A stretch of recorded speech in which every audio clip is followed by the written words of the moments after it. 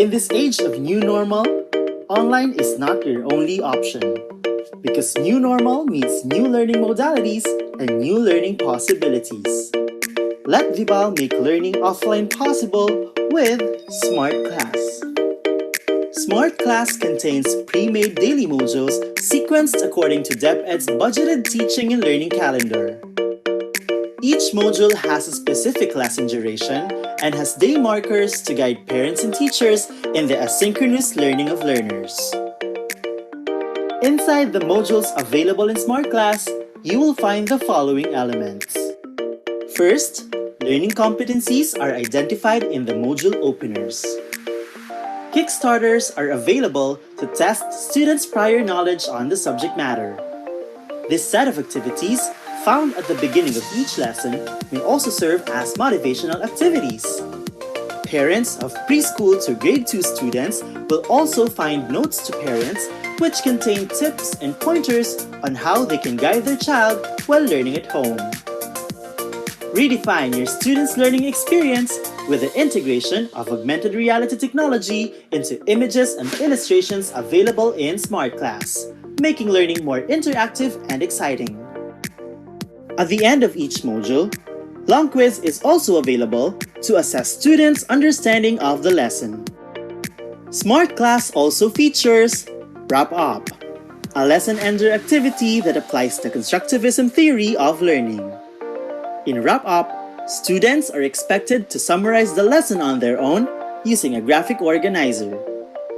You may also evaluate the quality of your students' learning by letting them practice their learning in real life through GRASP's formatted performance tasks.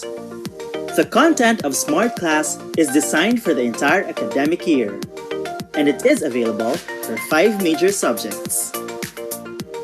All aligned with DepEd's K-12 curriculum and covers the most essential learning competencies prescribed by DepEd. Secure your own copy of Smart Class before classes open. Contact marketing@vibalgroup.com to know more.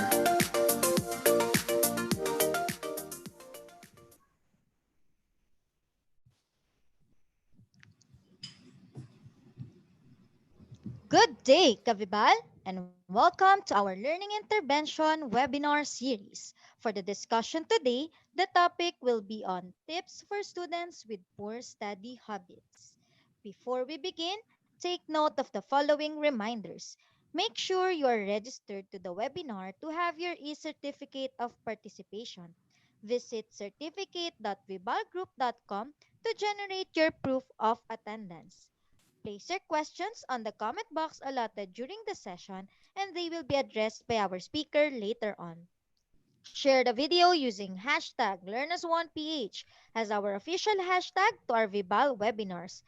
Experience learning, ka-Vibal?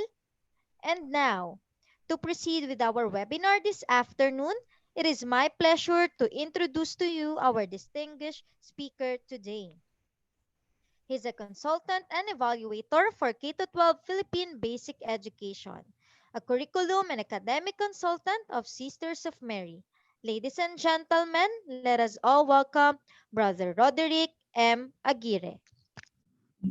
Good afternoon, ladies and gentlemen, teachers and viewers out there. Once again, we are now on our last day of our learning intervention webinar series for this week with, of course, the Edu Services of Ibal. And thank you very much for staying with us for this whole week, for learning about how we can help our students overcome some of the struggles that they are facing right now with the new changes in the learning environment, especially learning at home. And before I begin, I would like to give a shout out to the following people. To begin with, I would like to say hi to Rosalie Chavez Faune from Quezon City. Anak-anakan ko po yan way back at Philippine Normal University. Mary Ann Ramos Boctil from San Pablo City. She's always watching, keeping abreast with all the topics and webinars of IBAL. Grace Sheila Rama Madriaga, my former student. She's from Bulacan. Of course, Precious Bergado Marquez Quinto from Imo City, a TLE teacher. From to my sis, Adeline Valenzuela Barles, a math teacher, a high school math teacher from Division of Imos. To all the Benedictine Institute of Learning teachers, to, of course, the administrator, Mr. Noel Abad, and to Ma'am Shelo Valenzuela. And of course, to a good friend of mine, Galileo Go, the newly appointed, installed ASDS, ASDS of the Division of Cavite Province. And of course, finally to Ma'am Nelson Nieves from the Sisters of Mary, Boys Town, Talisay. I'm sorry, uh, Adlas Silang, and all teachers of the Sisters of Mary Schools, Philippines. Good afternoon. And I'm a bit excited to share to you the last topic, for this week, my last topic for the webinar for this week, which is on providing intervention to students who may have poor study habits. A lot of our students out there have poor study habits, and whether we like it or not, we need to admit that there are a lot of factors that contribute to our students having poor study habits. We cannot just singly point out that the cause of the poor study habits of our students would be the students themselves. I would like to point that out, that study habits would be set skills like any other learned skills. Study habits is also learned. And since these are set skills, meaning we need to teach our students the skills as well. And this afternoon, we're going to find out some of those simple ways we can help our students be able to come up with the acquisition of these set skills in order for them to survive, especially this school year, which is very demanding from our students. So before I start talking, let me share to my PowerPoint presentation. All right. Here we go. All right, so my topic is all about poor study habits, and these are mostly some of the tips for parents, especially for parents out there, and for educators to provide intervention activities for our students. I have been a consultant for schools for quite some time now, for the past decade, And one of the problems that I encountered in schools that I handled would be students with study habits problem, or if not, they don't really have study habits.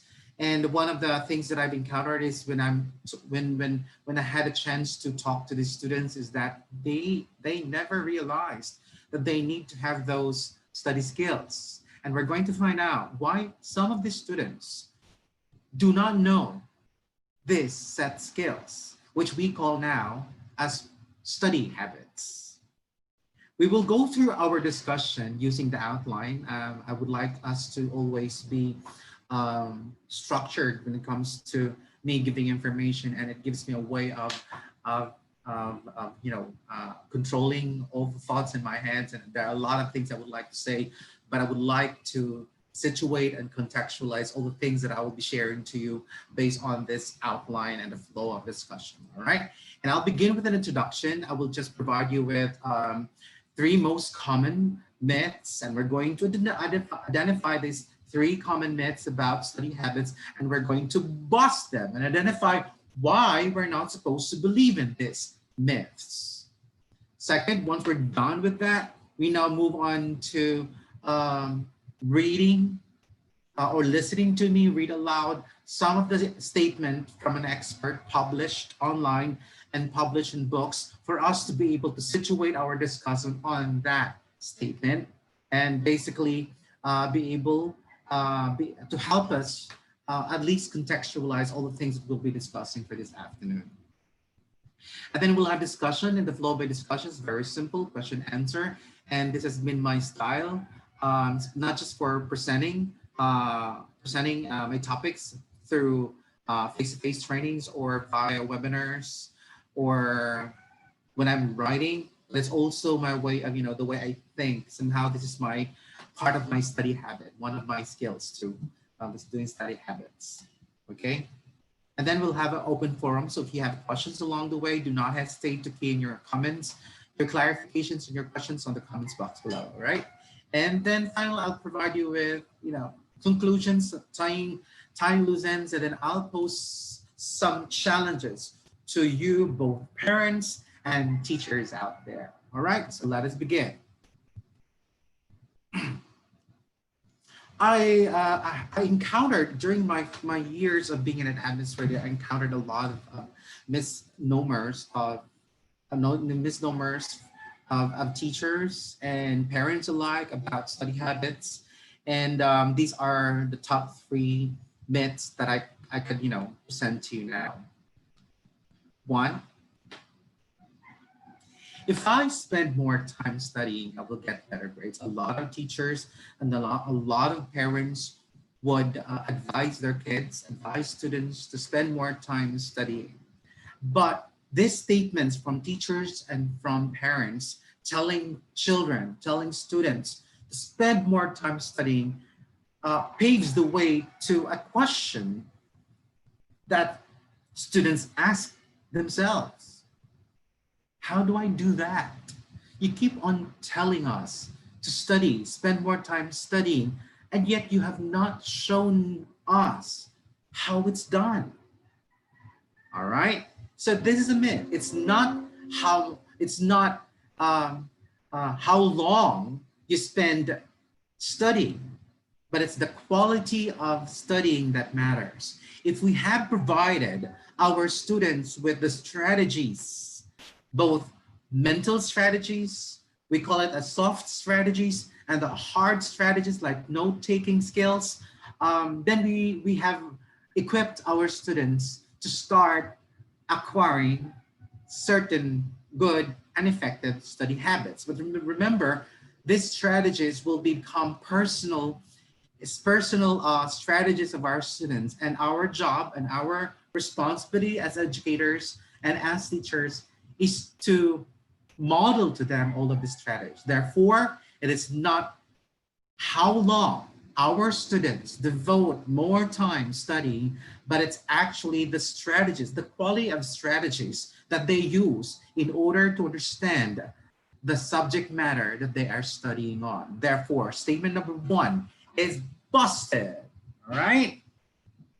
Statement number two, and I just, I feel like suffocating with this kind of, all right, that's better, I can breathe. All right, statement number two, I study better under pressure and at the last minute. A lot of students and even teachers and even parents, I heard a lot of this statement from parents saying, nung nag-aaral na ako, ganyan na ginagawa ko, pasado minsan nagtataka nga ako, pumapasa nga ako dahil mas nagiging creative ako, mas nagiging focus ako sa pag-aaral kung nagkakram ako. Um, that may be partially true for some people who would just, use study habits or would just study to just pass a particular test. But if we're situating study habits for lifelong learning perspective, not just passing a test, then cramming is not the right answer. So studying better under pressure and at the last minute is only accomplishing short-term goals. But for long-term goals, it will not serve you right. Therefore, it is not right to study under pressure. It is always providing certain time, coming up with a schedule that works well with you so that it becomes part of you as a person and provides a structure in your life so that you become lifelong learner, not just looking at accomplishing short-term goals like accomplishing a project or passing a test, because the results would be you pass a test, but after that you have forgotten everything that you have memorized because what you used during the cramming would be just the short-term memory. And there's a huge possibility that the information that you crammed into your head, all right, that you crammed into your head would be after the test would be forgotten. And therefore, statement number two, I study better under pressure in the last minute for in the perspective of lifelong learning and learning is as a process and learning what you're supposed to be learning is busted. All right. And now let's proceed to statement number three, the last statement. Um, a lot of teachers and parents would say, I take better notes on computer. I know this is one of the, I'm sorry, but this is so hilarious to me. A lot of students and a lot of teachers would say that I study better by encoding all the notes in my computer or my tablet. Oh, all right. If you watch my session this week about handwriting and writing, you would know the benefits of note taking and writing notes as part of study habits. This is not acceptable. I take better notes on a computer than I do by writing them down is a myth. All right. Stanford University has been doing a longitudinal study about their college students doing lots of two groups of students doing note taking using their computers and students who are doing note taking using books and using notebooks and papers, and results show that there is more quality learning for those students who are taking down notes using a traditional book and a pencil, because according to the students, the information stays with their mind and stored in their long-term memory better than when they do take down notes using their computer. Therefore, using that longitudinal study, and if you have a study, if you don't have a study in that, and we say this is a longitudinal study and I believe in this, all right? And that's Stanford University. Therefore, statement number one, I take better notes in a computer than I do by writing them down is busted. And ladies and gentlemen, we have busted 3 common myths that most teachers and parents out there have told themselves and eventually are now telling their kids and their children about this, which is basically should not be the case. So as we move along with our discussion, we will understand why all of these 3 statements are all busted, and I would say these are myths. And therefore, I am encouraging you all people out there to forget about the statements, shed away those statements from your head so that you are not able to influence your students, to influence your kids to believe in these statements.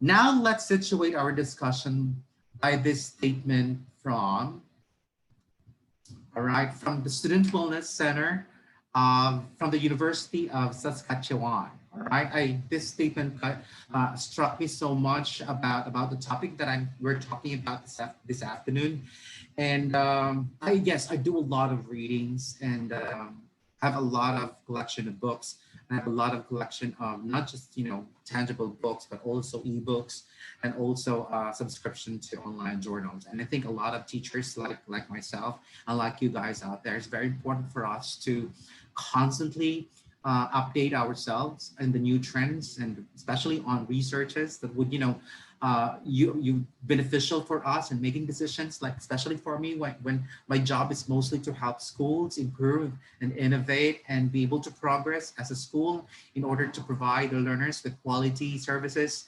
It's very important for me to always be abreast with the changes and the new trends in the field of education. So this one struck me most, and let's read the statement. Study smarter, not harder. Take note of that. Study smarter, not harder. By actively developing good study skills and learning strategies, you will keep your motivation high and achieve your goals more easily and more efficiently. What I like about this university is that they have a specific center that provides support to college students on providing them with effective strategies in order for them to come up with a better set skills for them to be able to study their subject areas. And I think a lot of schools should also realize, do we have a particular area in our school that provides our students with services, support services, in order to provide them with, programs, activities, so that they will be equipped with the strategies for them to acquire certain good habits towards studying. And I think most of the schools in the Philippines would rely so much on individual teachers to provide their students with the study habits. But then again, it's too much responsibility on our teachers. Teachers' primary responsibility is to help students acquire the learning competencies and the desired knowledge, the desired mindset, and the desired attitude and skills and ethics, KESAVE, for the acronym, on the subject matter that they are teaching. Over and above that, if we require our teachers to add on to our students' study habits acquisition of these skills, then I think our teachers will be soaked with lots of responsibilities to take care of. Not to mention with the task of preparing for online teaching. I believe that schools right now should seriously take into consideration what this university is doing to help the students. We need to have a separate group or support system in our school to provide our students and our teachers, so that our students and our teachers alike will be focusing more on successfully delivering their primary responsibilities. All right. I believe in the private schools in the Philippines, in the public schools, we should we should mobilize effectively and efficiently our guidance counselor's office. And I think that will be what an equivalent center from the University of Saskatchewan, Student Wellness Center, will be an equivalent support system in our schools. But if you don't have yet a guidance counselor's office who provides all of this service to our students, then you're only helping students to survive, but not to be able to become lifelong learners. And that's what this is what I want you to focus more on, what the school can provide. What, and on top of that, what can the school provide to the parents in order to help parents monitor what's happening to their children at home? Are they actually studying? Are the strategies effective for my children?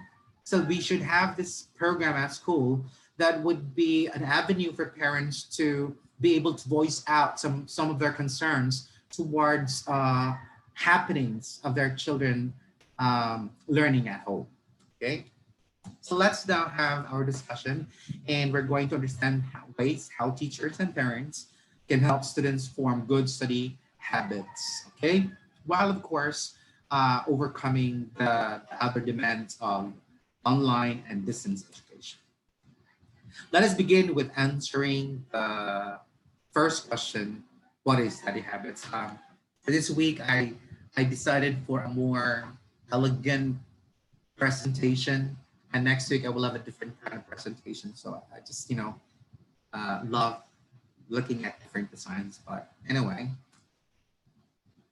so say there is a student, not nonchalant, not a care in the world, um, would just like go to school because his parents told him so, and most of his friends go to school, so he doesn't want to be left behind.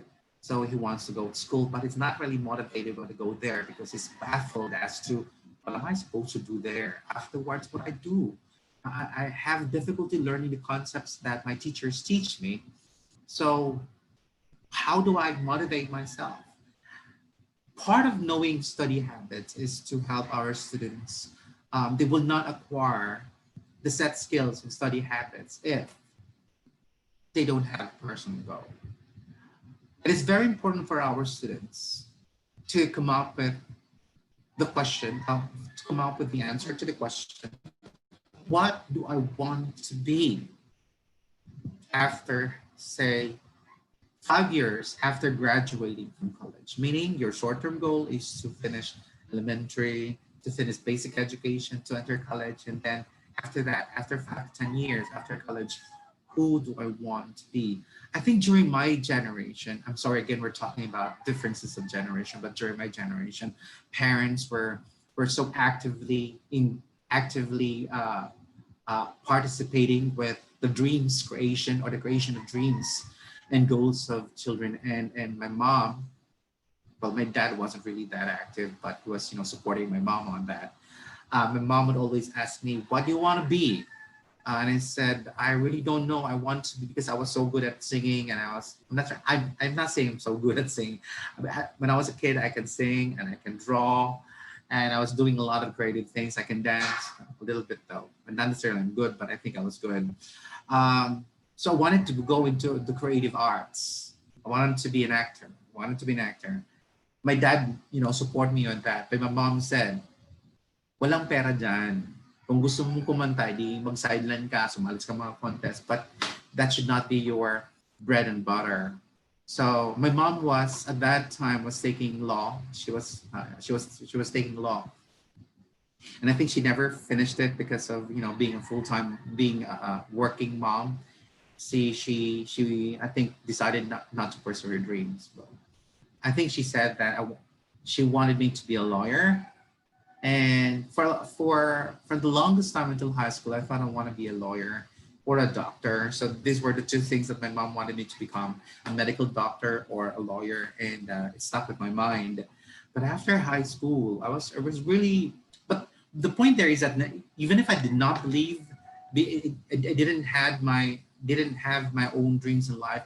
My mom guiding me, my parents guiding me to a personal goal, somehow gave me a purpose of going to school and doing my best for school. Otherwise, without that personal goal, I wouldn't want to go to school, because I already had a group a theater group that I joined.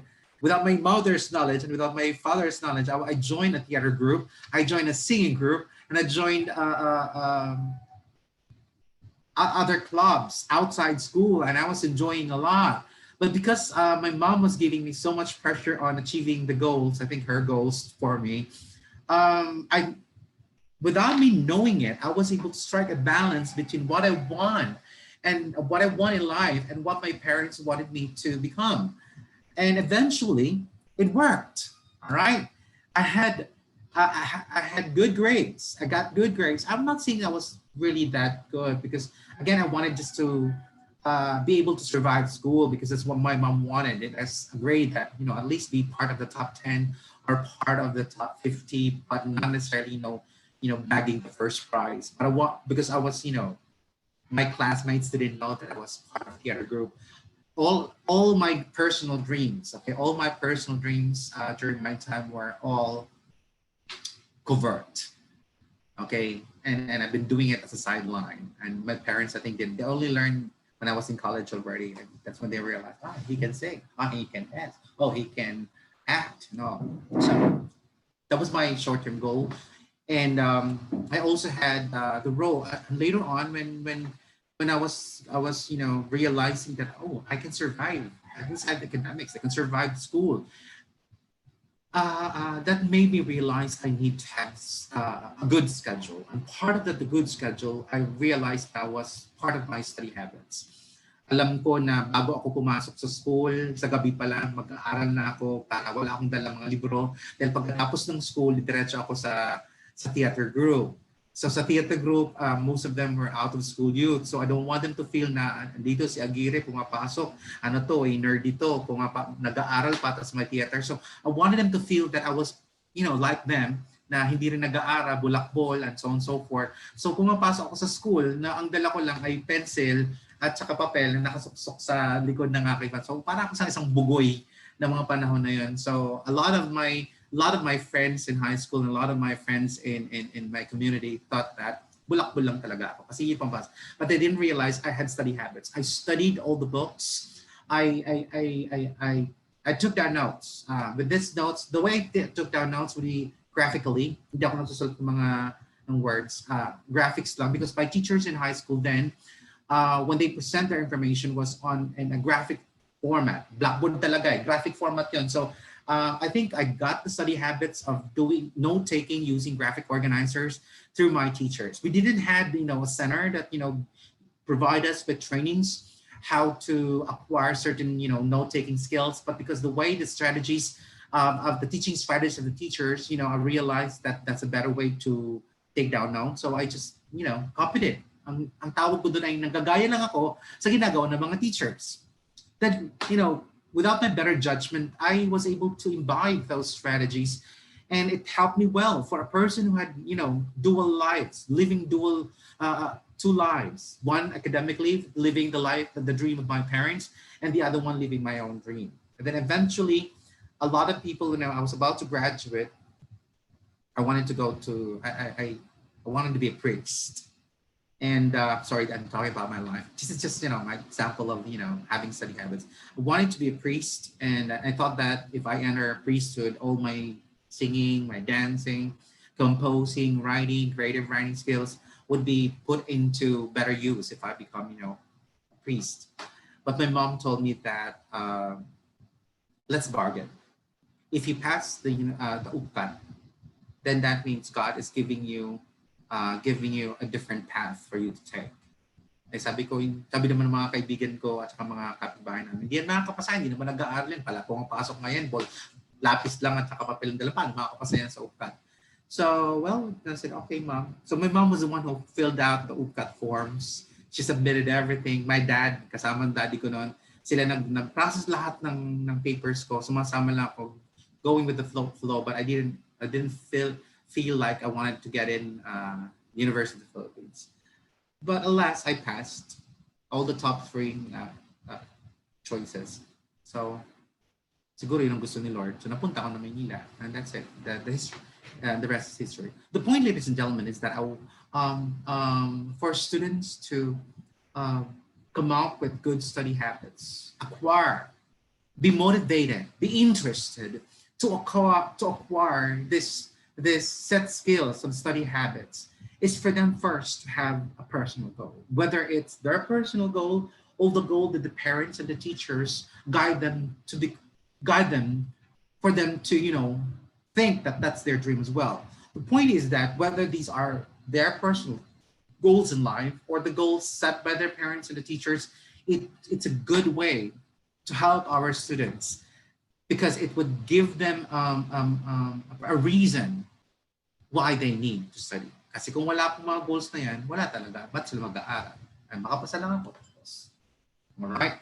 So, if they have the study habit, they will be able to control, manage their time, be able to know what's important, prioritize things. Unahin ba niya ang mga kaibigan ng cellphone? Or unahin mo niya? Kagaya ko nun, pagdating sa bahay, ang gagawin ko muna ng assignments ko. Mabilisan talaga. Okay? Minsan dahil I will be able to finish my classes at 3 o'clock in the afternoon. I still had I would pass by the library sa Leyte National High School. Dadaan ako sa library muna at doon ako gagawa ng mga assignments. Alright? Tapos ang gagawin ko sa mga assignments na yan, papahawak ko na sa mga classmates ko. Ito na assignment ko. Bahala kayo ng mga opya. Alright? So wag niyo yung nawawalain.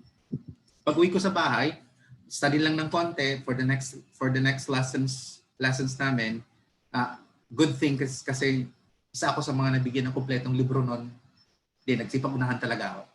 And then, I'm able to do things what I wanted to do. Diretso na ako sa theater group, diretso na ako sa singing, sa choir namin and all.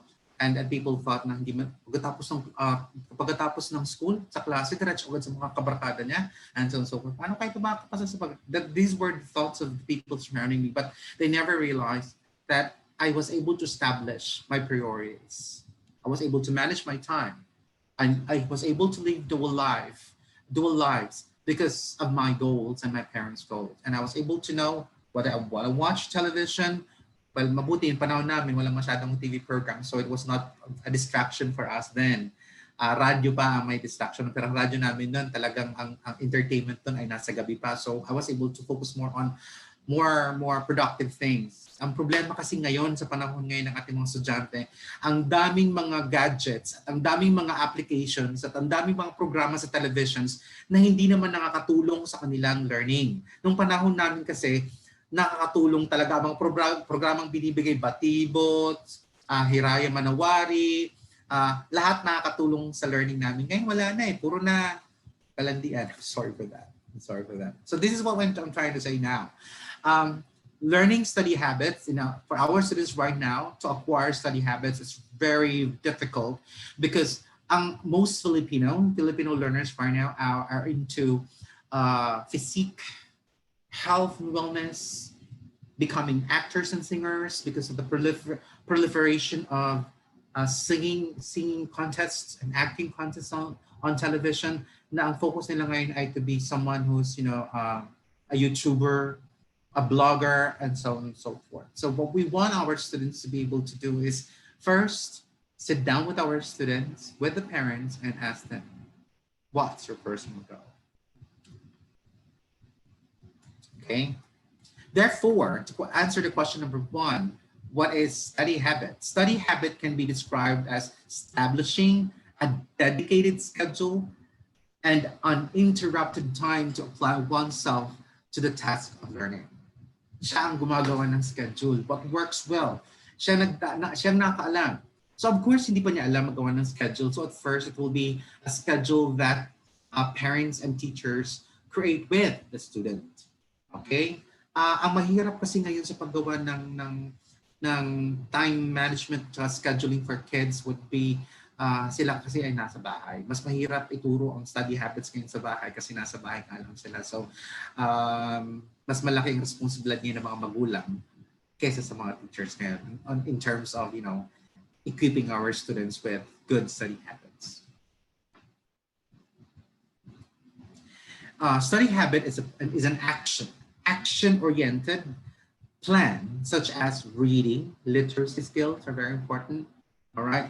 Taking notes, holding study groups, which the students perform regularly and habitually in order to accomplish the task of learning. So it becomes a habit.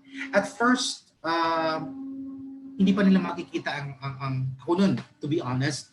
No, sorry, palaging sarili ko pinag-usapan natin dito. So when I present kasi para lang ako ng storytelling.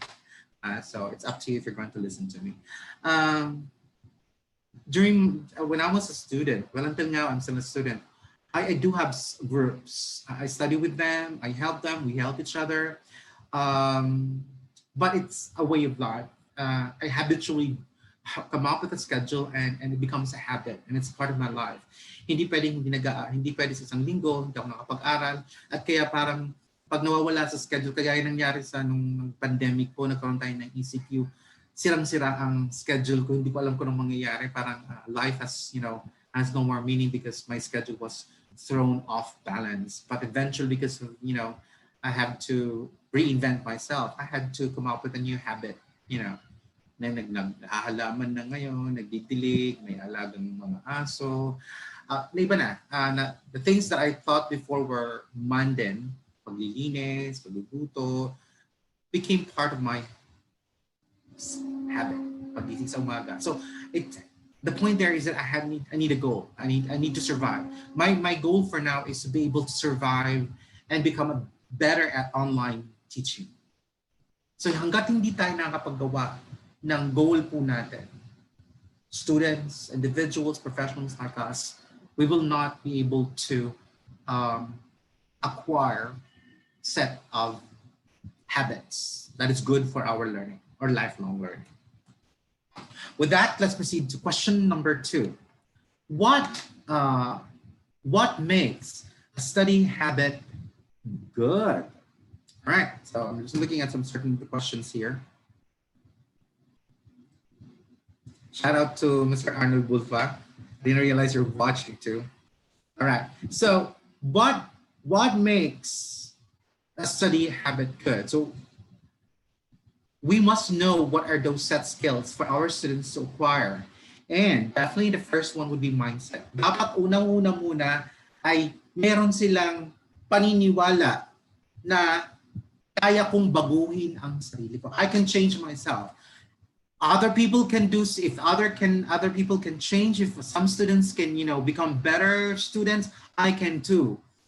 Ang tawag po natin dito ay dapat i-boost ang confidence, ang self-esteem ng mga bata. A lot of students who have poor study habits have poor self-esteem.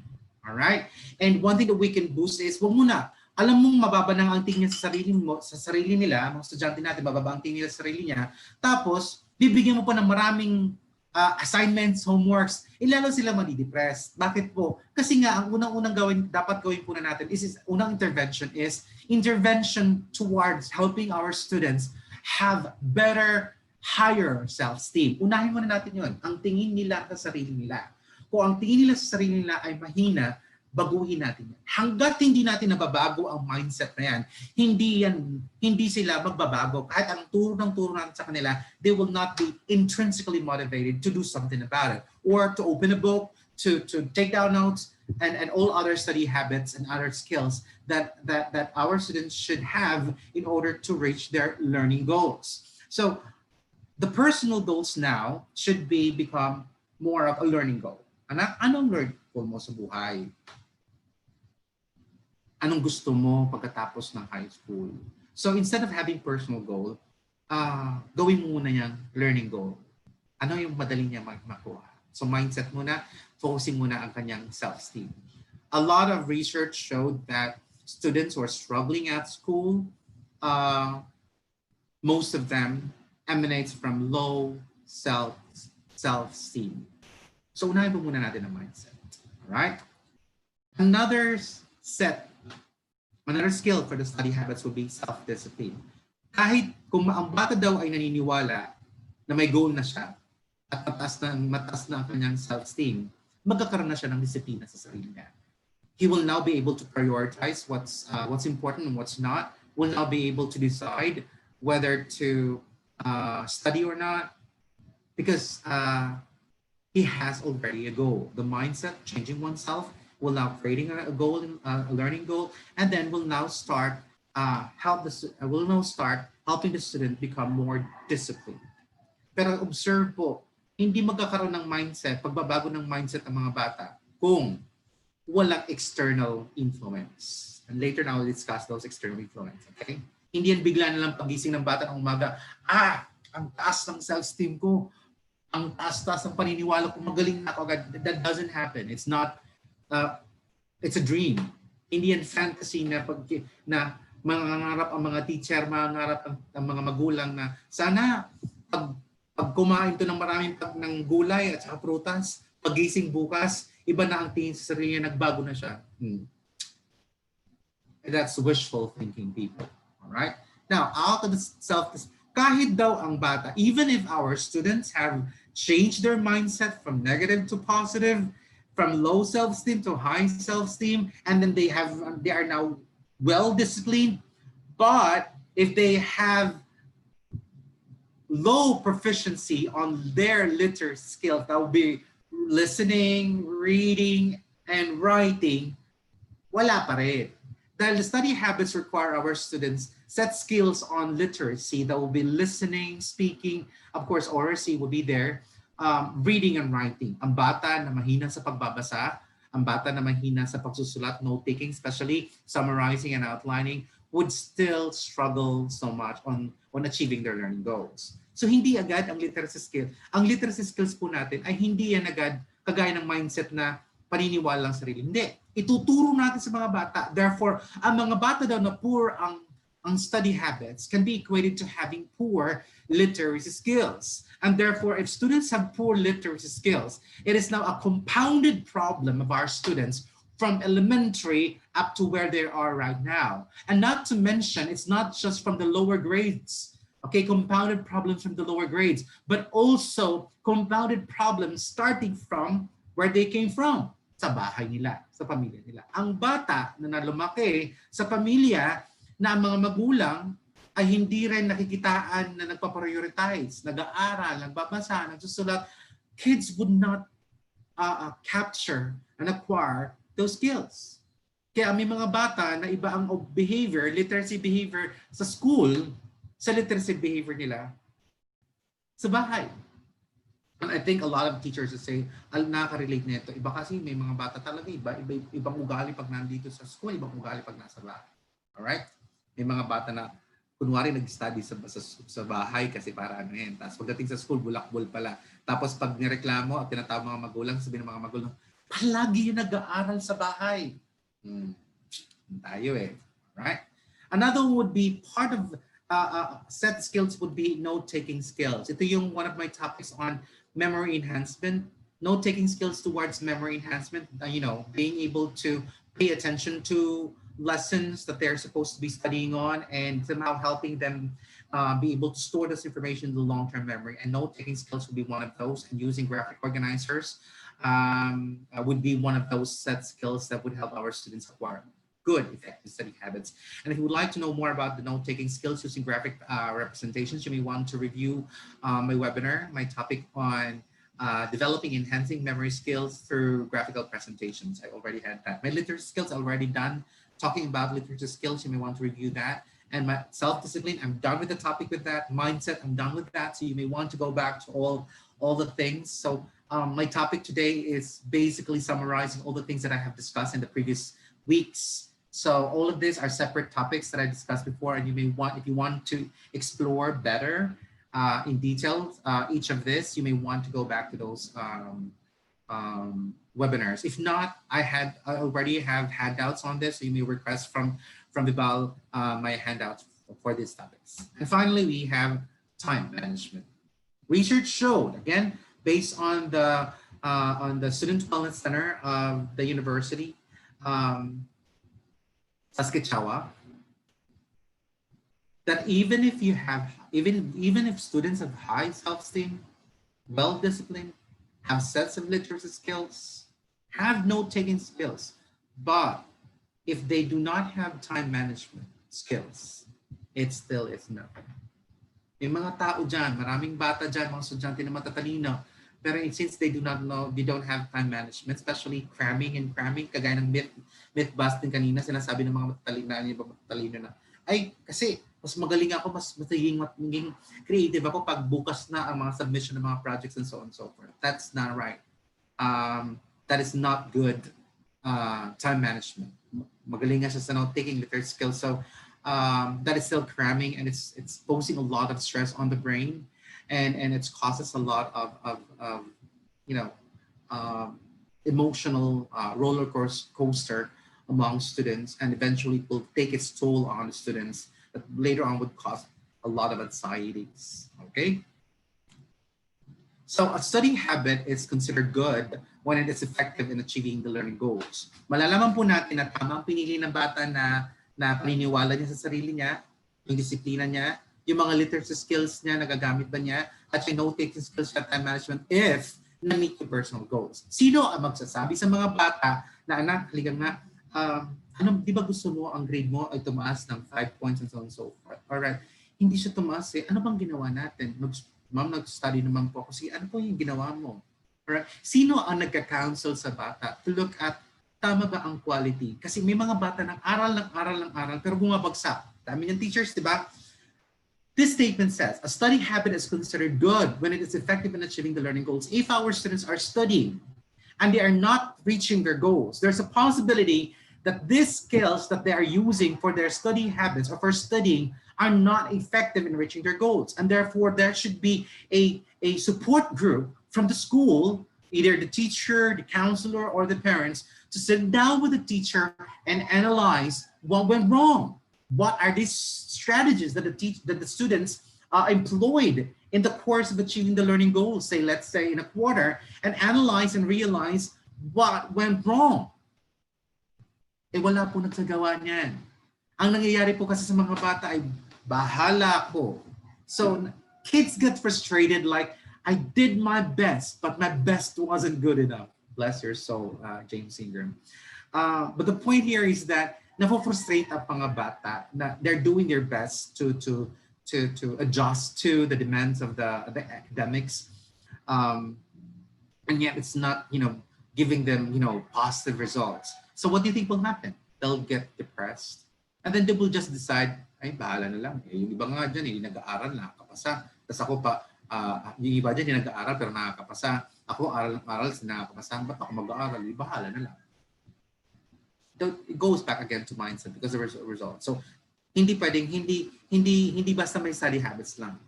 It says, ulitin ko po, a study habit is considered good. Bisaya na kayo, God, good when it is effective in achieving the learning goal. So dapat teachers, kaya itong sinasabi ko po sinabi ko sa Vibal noon na let's teach our parents and our students to sit down before the start of classes to profile our students.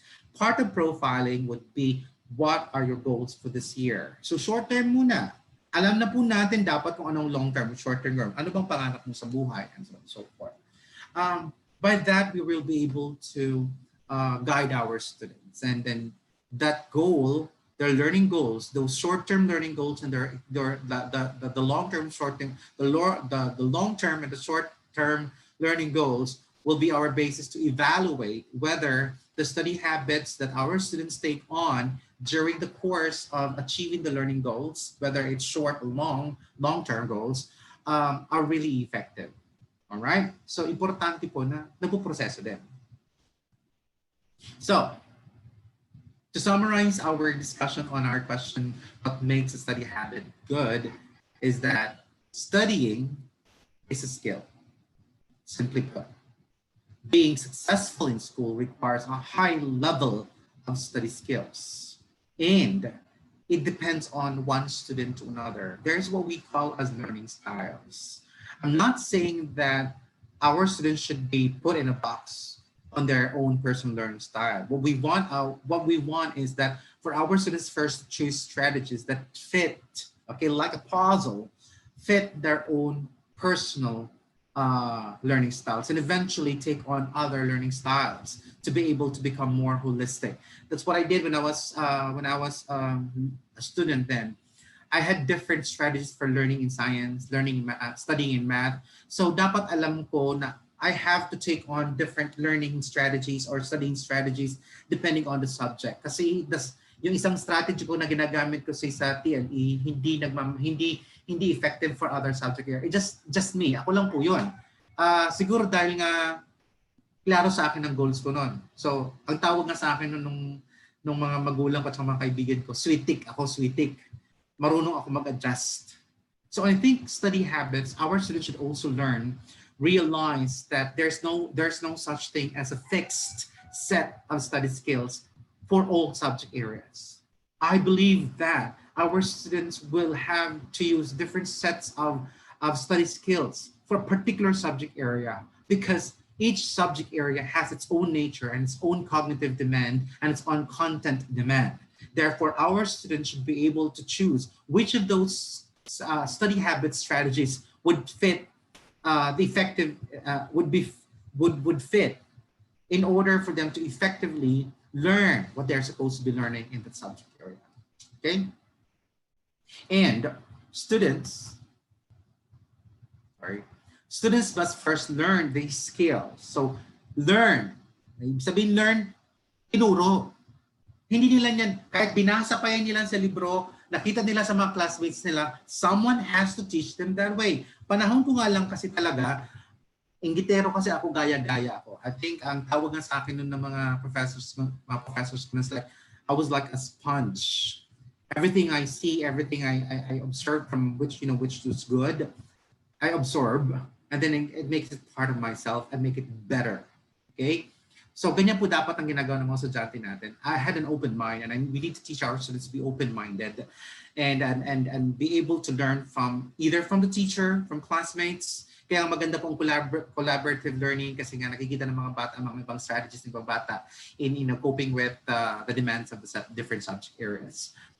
Practice them and develop effective study habits in order to be successful. So nakukuha din po ang mga practices na to not just from teachers, but also from students, and I believe also from parents.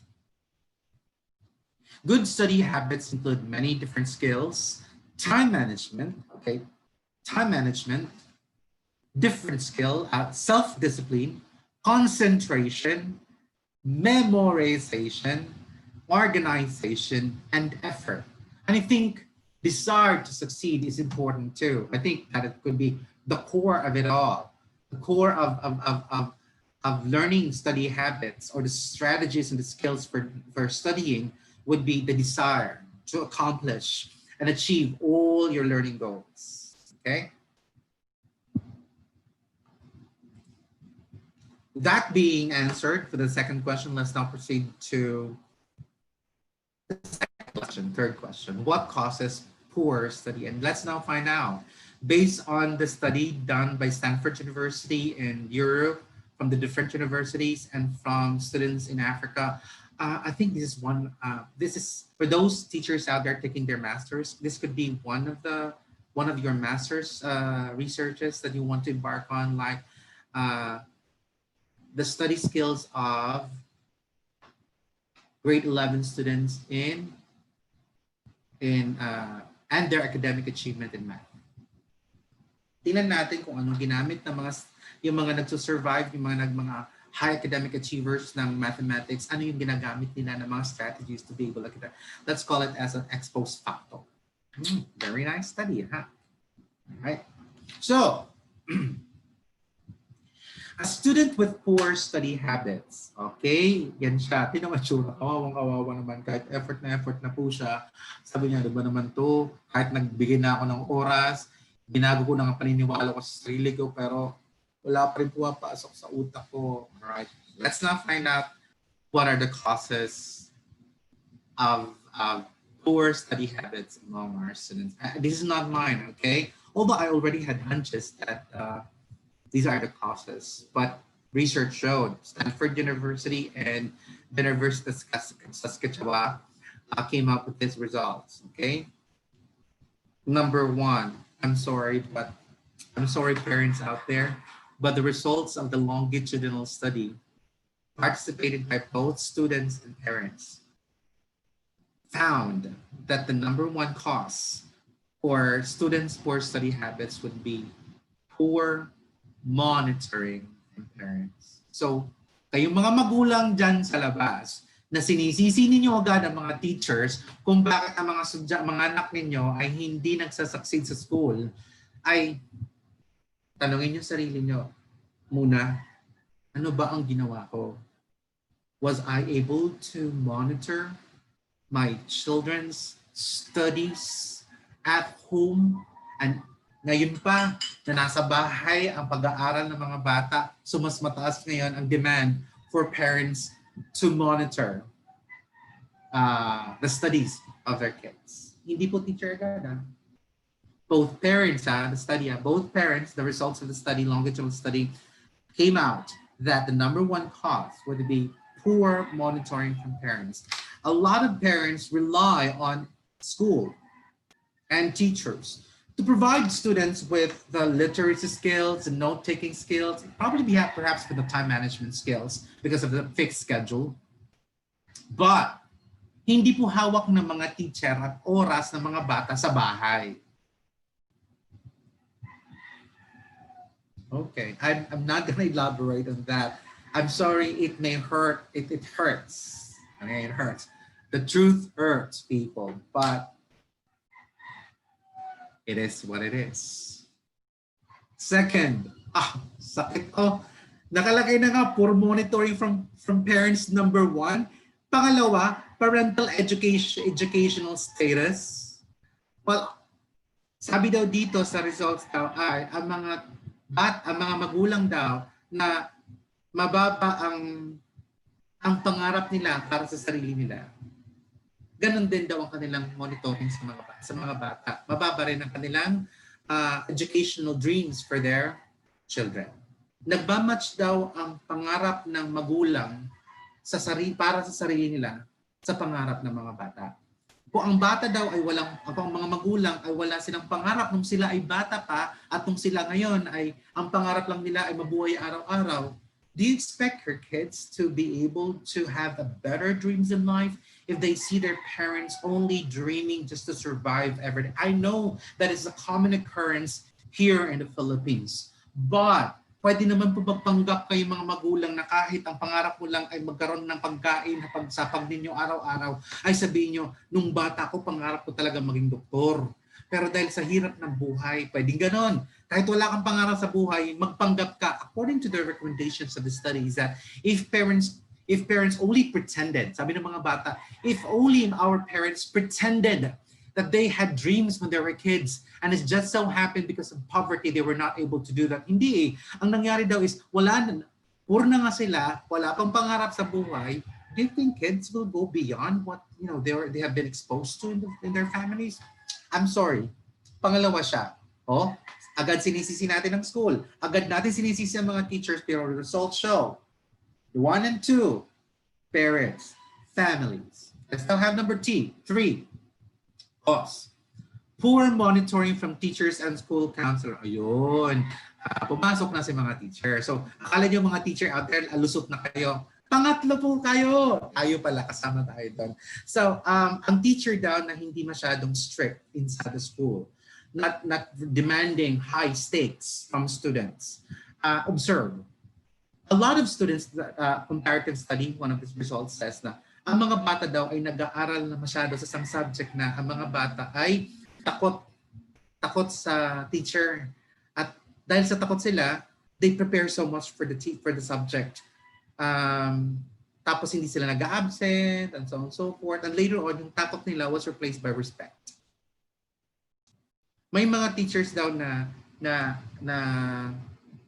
akala ni mga estudyante, akala ng mga teachers na paborito sila ng mga estudyante nila dahil patawa-tawa lang sa loob ng classroom. Pero I was also shocked with the results of the study that most of the students actually responded that they just laugh at the teacher pero nakakalusot sila, pero they feel that they wasted their time listening to the teacher. They laugh so much, yes, but at the end of the day they realized that they would rather be with a teacher who's a little bit strict and have a structure. Hindi naman palaging hindi yung sigaw ng sigaw, pero strict po sa mga requirements because they learn something from it. So, importante daw din po ang monitoring from the teacher. Of course, nakalagay din po ay school counselor. It turned out that teachers, students would want to talk to their school counselor about their study habits problem to a counselor instead of talking to their teachers. Kasi nahihiya daw sila at natatakot daw sila kasi baka isipin ng mga teacher na baka nagkulang sila sa pagtuturo, bakit naghihirapan pa rin ng mga bata.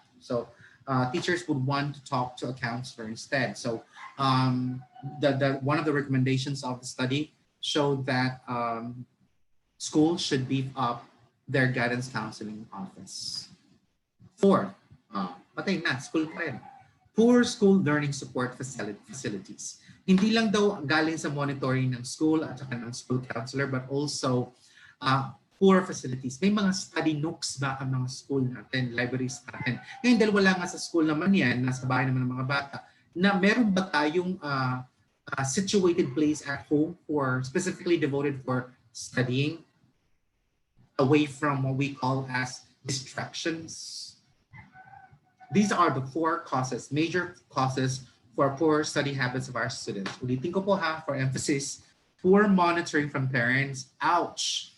Parental educational status, ouch again. And then poor monitoring from teachers and school counselors. Sabi ng mga teachers ngayon, yay, see, hindi kami yung unang-una. But then again, you're still part of the problem. And poor school learning support facilities. Sabi ng mga teacher, see, sabi ko na nga ba, dahil kulang ang mga binibigay ng mga ng school namin eh. Panahon kasi namin, sorry for the Leyte National High School, meron kami talagang, siguro yung mga nasa R&D nun eh. Sa R&D, meron kami mga sarili naming classrooms, and then we have nooks in the library for us to study. Parang ano yun eh, parang thinking back now, parang discriminatory, no? Kami na nga medyo mataas ang section, tapos kami pa ang privileged to be able to use all of those, study notes. Anyway, but dapat ngayon daw, available yan sa lahat ng mga estudyante.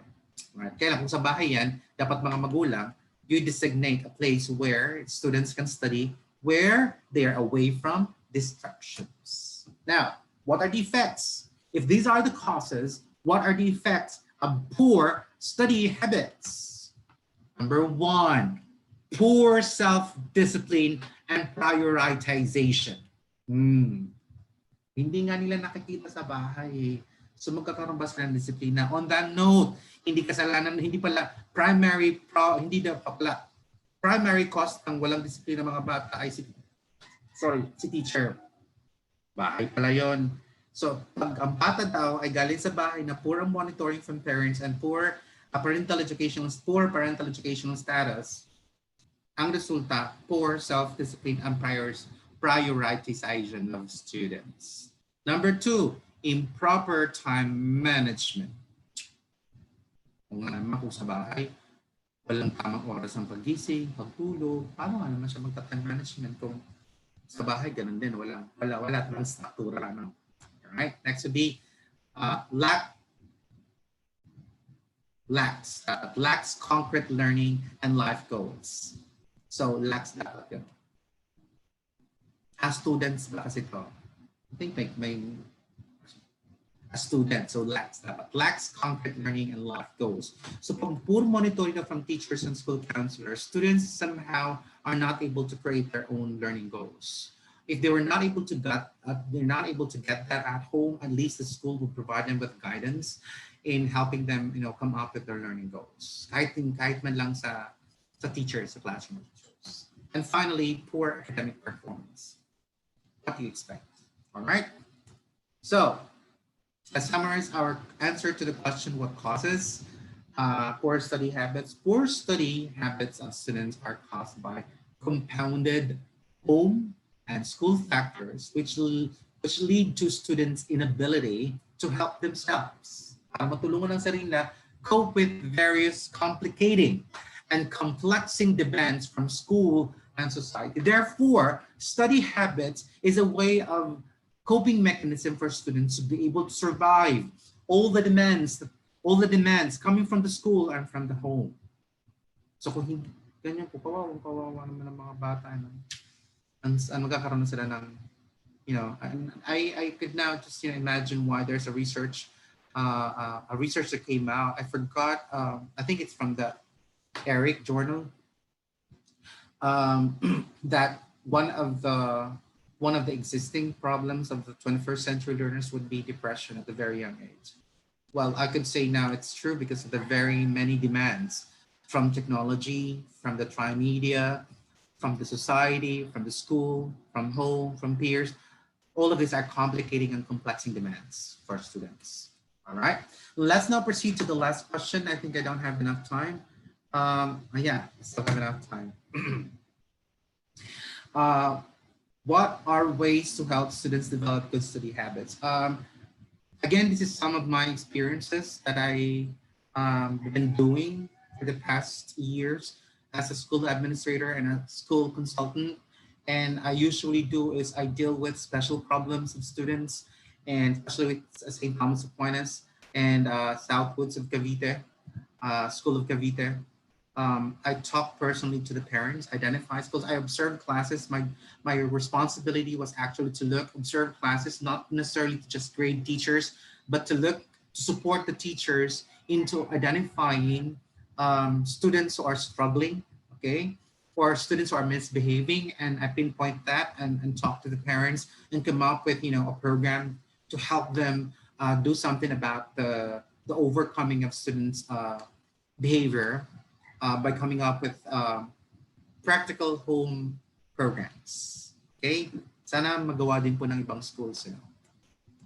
All right. Let's have number 1.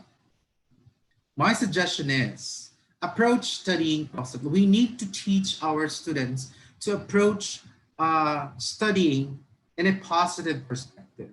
Na kailangan maintindihan ng bata na itong tinuturo natin na schedule, ang schedule na binibigay natin sa kanila, ang paniniwala nila sa sarili nila ay para sa kanila. Hindi ito dapat parusa sa kanila. Alright? A lot of students kasi, pag pumasok sa guidance counselor or pag kinausap ang consultant ng school o kinausap ni teacher, ang feeling ng bata agad ay may ginawa siyang kasalanan. Dapat baguhin daw natin ang approach. Dapat malaman ng bata na, ma-feel nila na, mas okay pala pag kinakausap ako ni teacher. Mas nag-i-improve ako. Dati kasi ang perspective natin pag kinausap ng teacher, pag tinawag ng teacher, okay, Mr. Aguirre, all of you may go. Mr. Aguirre, stay because I need to talk to you. Pag ganun na, sabi, tawa na ng mga classmates ko, patay ka, Aguirre, may ginawa ka ng kabulustugan. Hala ka, sige. Well, we need to change that. When our students we hear our names being called, dapat ang tingin ng mga bata, ala, buti pa siya. So, binibigyan ng attention ng teacher and so on and so forth. These are the things. So change it to become more positive than negative. Make it more constructive than destructive. May masabi lang.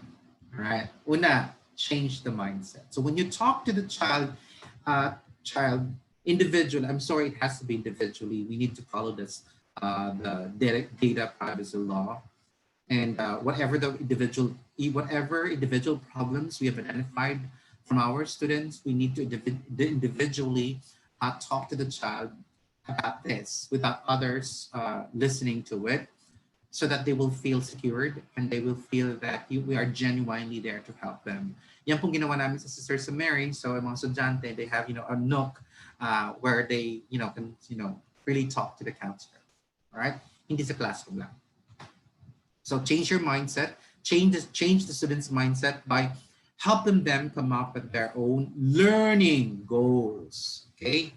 Next, state your intention for studying. Dapat turuan daw natin ang mga bata. Bakit? Ano ang intention mo para mag-aral?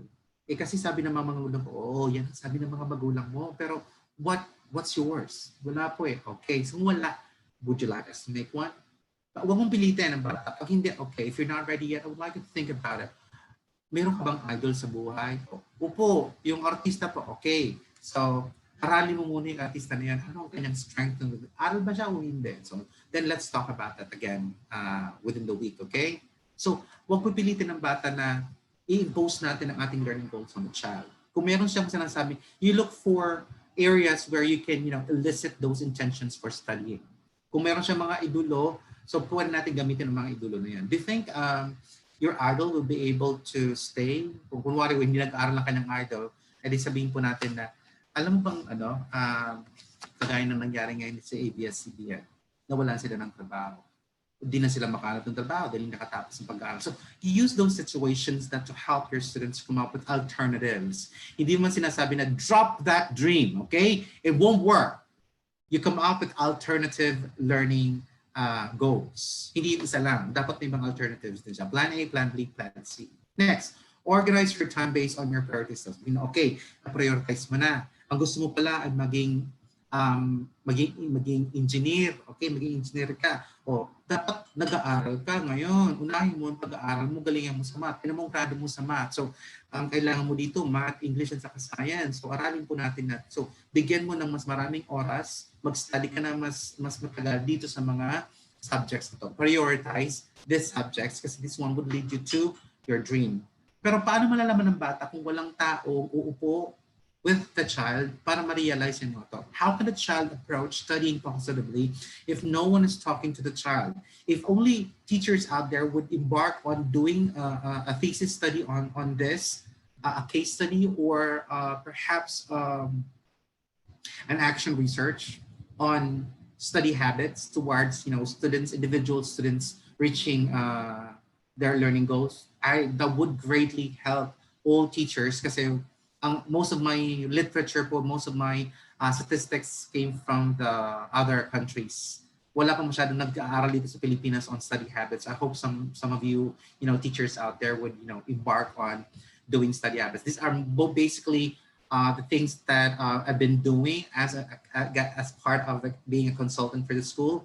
My job to talk to parents and all, but I have anecdotal records on those. I have anecdotal records, but the problem is I have not published it as a research. Number three, number two. Help your students choose a conducive place, okay, to study. Now, kahit pa may learning goals sa mga bata, kung sa bahay naman niya wala siyang lugar para makapag-aral o kaya sa school na makapag-aral, kahit pa maganda ang kanyang learning goals sa buhay, mahirap pa rin. So, importante pa rin, meron talaga siyang nook, especially sa bahay. So, this time, teachers, you need to talk to the parents na, ma'am, Nay, kayo po talaga ang makakatulong sa inyong anak para matuloy-tuloy po niya at ma-reach niya yung learning goals na establish po namin sa school. Kahit po tinulungan ko yung anak ninyo na makapag-establish po ng kanyang short-term at long-term learning goals, importante pa rin po kasi natulungan po natin sa bahay.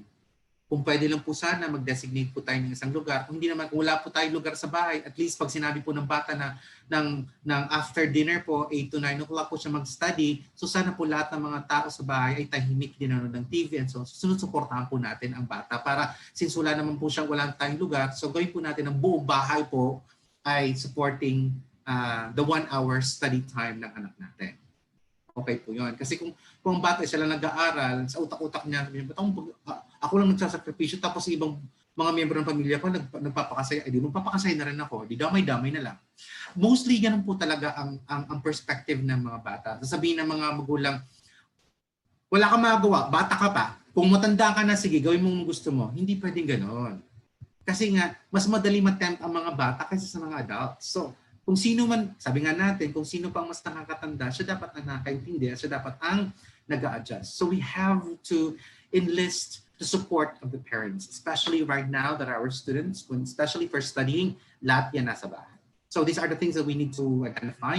Identify what distracts you most and avoid them purposefully when studying. Ito po yung sinasabi ko po na to profile your students. So hindi lang interest dapat ang titingnan natin. Titingnan po natin na itong interest po niya ba are destructive to the students' studies. Halimbawa, sa interest po niya, Mobile Legends. Dapat nakalagay sa ating profile, sa profiling instrument na ginawa po natin, ano yung number of hours. I play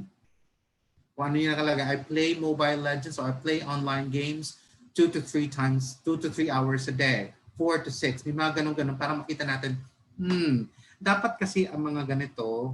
Tapos I study how many hours a day.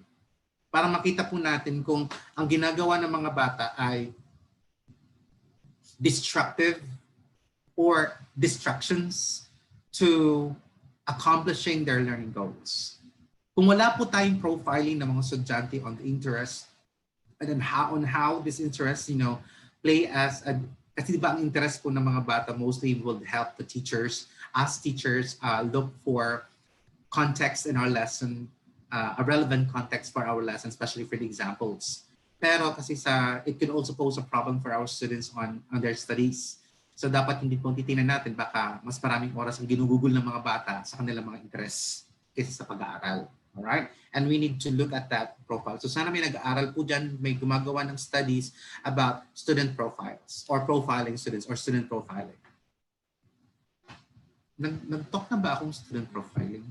I think mayroon na kaming topic niyan sa student profiling, so but it wasn't mine. So you may want to go back to the other webinars on student profiling, so at least you would know how student profiling is done. All right. Next would be identifying the students' learning styles and suit their environment that maximize this. Kagaya na sinabi ko kanina, unahin po natin kung ano mga strategies that fits the personal learning styles of the students, and once they get used to it, dagdag na tayo ng ibang learning styles. Okay, we do not situate there, pero unahin po natin ang personal learning style ng mga bata. There is an online test on identifying students. It's a free online test, on one-time test nga lang po, for students to be able to, for them to know their learning styles, and then para malaman ng mga teachers what strategies would best suit their learning styles. Okay? Third, bring everything you need, nothing you don't. So ito po yung turuan po ng mga bata na pag nag-aral siya, ang nakalagay lang sa kanyang mesa ay yung mga kailangan niya. Yung panahon po natin nag-aaral tayo, sino magdadala ng chichirya, sino magdadala, ibang nagdadala pa ng una, nagdadala pa ng may classmate ako na dinadala pa niya yung kanyang kulambo para sa paan niya. I'm sorry, di ko naman sinabi yung pangalan, di ba? So, kung naalala mo yun, sorry po, pero hindi kita pinangalanan ha. May kulambo pa, yung isa naman may dala niya yung kanyang, may kumot tapos ginaganong-ganon niya. Ako naman kasi unan. I think a lot of people, I'm not ashamed of that anymore. Kahit nagdadrive ako or whatever I'm doing, I have a pillow, pero iniwan ko na kasi I need to outgrow that. Kunwari, hawak-hawak ko yung palagi ginaganon-ganon to. Anyway, dapat alam ng bata kung ano ang mga bagay na dadalhin niya na makakatulong sa kanyang pag-aaral. Nandun lang kayo sa kanyang mesa na makakatulong sa kanyang pag-aaral at ano dapat ang nakadistract sa kanya. So, unang-una, just an explanation though. While it may seem ideal to type notes into your laptop to refer back to later, computers are powerful distractions for many people because of their versatility. Research shows, based on the Stanford University's longitudinal study on study habits, a lot of students struggle so much in their studies because they bring with them gadgets, and they found out that there would be more time for students to chill out, to browse over and browse over the social media over studying. Although they are studying, pero nababawasan ng oras ng pag-aaral dahil nga sa gadgets nila. Yung gadgets nila kasi open, and they can open all other distracting connections. Unlike daw kung traditionally, libro at saka notebook. Kaya nga di ba yung study nakalabas na yung submit natin kanina, the Stanford University was able to find out based on their longitudinal study that students succeed more academically and in life if they still use the traditional way of studying the book and the notes, because they're able to process the information personally and are able to store the information in their long-term memory. Unlike for notepads, tablets and all, it becomes more of a superficial. Only the most of the information stay in the short-term memory and later on are discarded. You may want to listen to this study, but ako din, ganun din ba ako pa nag-aral. Libro at saka notebook. Yung computer ko, ginagamit ko lang yan if I do research. Tapos sinasarado ko yung, well anyway, depende po yung self-discipline ng mga tao. Alright? Pero ako din, I have sarili ko din, naghahanap ako talaga ng place na konti lang ang tao. And definitely with coffee. I don't know, but for some people it's a distraction, but for me, it's something that helps me focus. Anything, all right? So yun po yun. So tuturuan po natin ng mga bata na ano yung mga nakadistract sa'yo. Be honest. You can only be honest to yourself. And then, huwag mong dadalhin yan pag nag-study ka o mong itatabi ang sarili mo pag nag-study ka. So it is very important for our students na tinuturuan sila kung paano mag-adjust. Kaya ang tawag natin, ang tawag din sa study skills are coping mechanism skills. How can they cope with the demands of the school, of the learning academic demands, if they're not able to know themselves? So part of the responsibility of the school, the parents, is for them to guide the students to help to understand themselves, so that by understanding themselves, they're able to avoid triggers, okay? And that they are now able to cope with whatever situations they are faced with. All right, the fourth and the last. So, no, there are 5 that I came up with. Second to the last. Before studying, turuan daw natin ang bata to look at the bigger picture. Huwag ka muna mag-aaral. Ganito po ako mag-aaral. Kunwari kong libro yan. Una kong titingnan po ay ang chapter, and then scanning muna ako hanggang sa last part ng chapter so that I can have a bigger picture of what I'm studying about. Yung ibang mga estudyante, unang ginagawa ay nagbabasa na agad. Sa first page pa lang pagod ka na. Alright? Studying helps, the strategy of studying cognitively would be deductive approach from a bigger picture to specifics, right? Next, prioritize and plan. We need to help our students be able to prioritize what subjects they're struggling with, and that would be the first subjects. Kasi tendency for students is that doon na nga sila nag-struggle, yun ang hindi nila pinag-aaralan. Kung saan sila magaling, yun ang pinag-aaralan nila. Pero dapat hindi. Kung saan sila medyo mahina, doon dapat ang mas binibigyan natin ng tone. I think kids would not know that, but that's a good strategy. It's because they were not, wala nga nang guide sa kanila. So we need to help them prioritize on that. Give yourself plenty of time. Ibig sabihin, turuan natin mga bata na magkaroon ng time. Hindi yung one deal shot study. Ang tawag namin doon ay dumping sheet syndrome na malapit na ang test doon lang mag-aaral. Okay? Hindi dapat. Okay? Dapat magbigay ka ng ilang oras, how many hours or how many minutes, English na rin natin para maganda pakinggan. How many minutes would you like to devote for studying the following subjects every day? So at least 15 to 30 minutes a day would be enough. 15 to 30 minutes. Now, if you have more subjects that you need to study on, schedule it the other day. Huwag naman yung 2 hours, that's too much for the students naman. 15 to 30 minutes. Kasi studying lang. Ibig sabihin, napag-aralan niya before, pinag-aaralan niya ulit. Iba po yung studying in advance. That will be another one. So pwede pong gawin niya, okay, 15 to 30 minutes will be studying your previous lessons, and then 15 to 30 minutes again studying in advance. Pwede pong ganun ang gawin natin. Alright? Nonetheless, pag sinabi natin give yourself plenty of time, you need to teach your students to come up with a concrete plan as to how many minutes are they going to study every day. Then set up a study area. It's very important before studying. Okay? Klaro na sa utak ng mga bata, may schedule siya at pag-aaralan niya sa araw. Sa gabi na to. And the last one would be while studying. Students, that when they study, they need to not memorize exactly what's written on the book or what was written exactly on the blackboard, and then you just copied it on the way the teacher, wrote it on the blackboard or the way the teacher presented on the online material. They need to, when they study, they need to explain it to themselves using their own words. That's how I did it. Mas naiintindihan kong konsepto kung I'm able to explain the concept using my own words.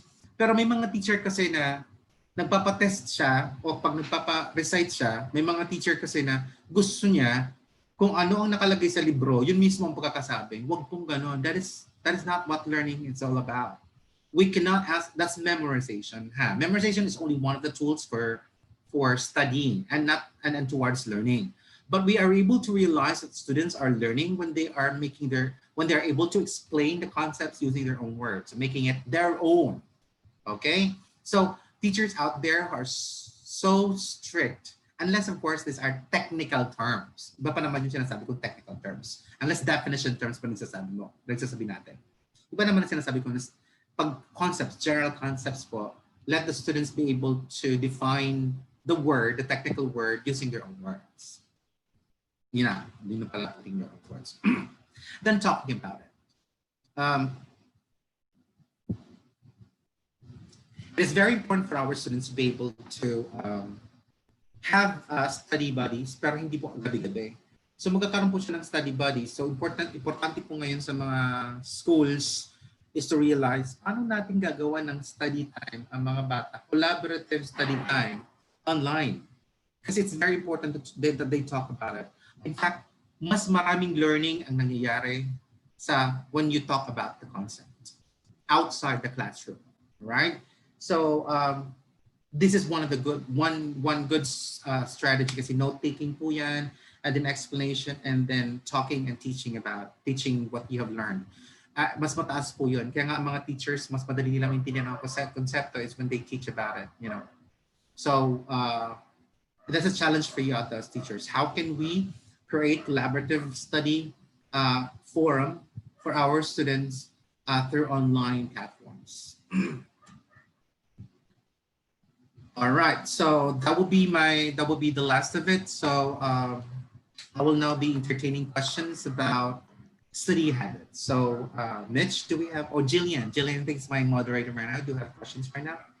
Thank you so much, brother. Let's proceed to our question and answer portion. Our first question is, for you, what study habit is the most effective for the Gen Z students? For the Gen Z students. Okay, Gen Z. Kasi dalawa na po ang ating generation ngayon. We have the Alpha generation, mostly the early grades, and we have the Gen Z that will be for our intermediate up to high school students. For the Gen Z students, we have hindi pa rin po tayo magsasabi na visual learners sila kasi again, depende po ulit yan sa bahay. I've encountered a lot of Gen Z students who are still uh, visual. Some of them are still tactile. Hindi yung nagva-vary po ang kanilang mga learning styles. So it is very important for us. My suggestion pa rin kasi it's not the generation that dictates the type of study habit that we need to provide our students with. It should be the individual learning styles because the habits and the mindset of our students does not come from the generation. It comes from their experience at home. May mga bata na ang kanilang study habit ay pang Generation C dahil sa bahay, techie sila lahat. Pero mga bata na Generation C nga siya pero lumalaki siya sa bahay na wala namang masyadong technology, hindi siya techie. So it would be unfair for some students if we select a particular set of study habits because we believe that this generation should be techie. Hindi po. Hindi po lahat ng henerasyon ay have the same perceived study skills and technological skills. So I believe, ulitin ko pong sinabi ko, I stand by my experience, okay, stand my experience that student profiling, individual student profiling is still the most effective way for us to be able to provide our students with the study set skills so that they will be able to choose for themselves which one works and which doesn't. Thank you. Thank you so much, brother. Our next question is from Paulito Cañete. Question lang po, with regards to external influence, how can illiterate parents help young learners to develop good study habits? It's true. I did a study on that when I was at PNU. I was in charge of the NSTP and the student services of the College of Languages and CAL, College of Arts and Literature. Ano yan, sa PNU namin. What we did is we came up with, ang mga estudyante namin was doing an outreach program, a literacy outreach program to young children in Baseco. That's in Tondo. Okay, I think that's where Catriona Gray, had her immersion. And we found out, and our students and myself found out that it was difficult for us to teach students beginning reading and beginning writing, all the literacy skills, because the parents do not have those literacy skills as well. So the parents were considered as to be a hindrance kasi kahit anong bigay namin ng mga materyales, pagdating sa bahay, hindi naman alam din gamitin ng mga magulang. Hindi nga nila alam mga basic sounds and the basic decoding skills kasi they don't even know how to read too. So that was a huge problem for us. Paano nga natin tutulungan ng mga bata na to na to be readers and to be writers when their parents are not literate themselves? So on that note, what we did is we came up with an intergenerational literacy program. So what we did is we came up with an adult early literacy program for the parents. Hindi namin sila, hindi sila magkasama. Ang ibang mga programang ginagawa nila sa Pilipinas ay pinagsasaba ang anak at ang mga magulang. Wag naman po kasi we need to preserve the dignity and well, iba kasi ang konteksto na ng mga examples at mga words na dapat ibibigay natin sa mga adult early literacy learners from the young early literacy learners. So magkaiba pong program. Parehas pong skills na tinuturo, pero magkaiba po ang mga materials na ginagamit at ang mga kontekstong ginagamit. So we call it as intergenerational literacy program. We were able to do that because I was in the support system of the school. So bawas po ako sa pagtuturo and I was able to focus on providing support to parents, coming up with programs. Bibigyan ako ng programs that was done every Saturday and lang po yun. 1 hour lang po every Saturday and Sunday. Kasi nga, we don't want to eat the time from Monday to Friday where they are, doing their looking for work, nagbabasura and so on and so forth. So we didn't want to eat a lot of their time. So Saturday and Sunday lang namin po ginagawa. What happened is that it went well. Actually, it went well. And sabay po ang pagkatuto ng mga magulang at ng mga bata. And then yung answer number 2 po, di ba, yung one of the causes would be the literacy of the students, educational status of the students. We were able to see that the parents were able to support their kids because they see the importance of having literacy and by themselves, and they are growing at the same time with their children. I think that program would be difficult for you guys out there kasi nga full teaching kayo eh. Yun ang sinasabi po ng study sa Stanford. And then my suggestion too, kung sana po ang school po natin mayroong support system outside the responsibilities of the teacher. So ibig sabihin, ang school mabubuo ng grupo na magtututok sa mga estudyante nang nanggagaling sa pamilya na talagang ang pamilya ay walang literacy support sa mga bata. With that kasi teachers alone would not be able to do this task dahil bugbog na po sila sa pagpaplano para sa pagtuturo. Teaching pa nga lang po ay demanding na ano pa ang paggagawa ng intervention. Thank you very much. So my suggestion for that would be come up with intergenerational literacy program for adult early literacy, intergenerational early literacy program for adults. Thank you. Thank you very much, brother. That's all the questions we have for now. Any last reminders to our viewers for today po? Thank you. You're reminding me of my time. Okay, so these are just some of the conclusions and implications I would like to leave you with. So good study skills can increase, okay, your confidence and competence and self-esteem. Research showed na ang bata daw na maganda ang kanyang study skills, they grow to become more confident, they become competent and have high self-esteem, and it's a good mindset for a student, and they will definitely succeed in whatever endeavor they set their minds to. And then they can also reduce anxiety about tests and deadlines. Ako noon kasi, sorry for the eye, ako na naman experience ko na siguro mga classmates dyan na nanonood, nung college kami, alam nila na bakit to sa Agiri, hindi alam na may test kasi may bigla ang mga test kami noon sa PNU. Tapos I was an athlete. So nagsasabay po na nagpapa-excuse ako sa teacher kasi may training kami.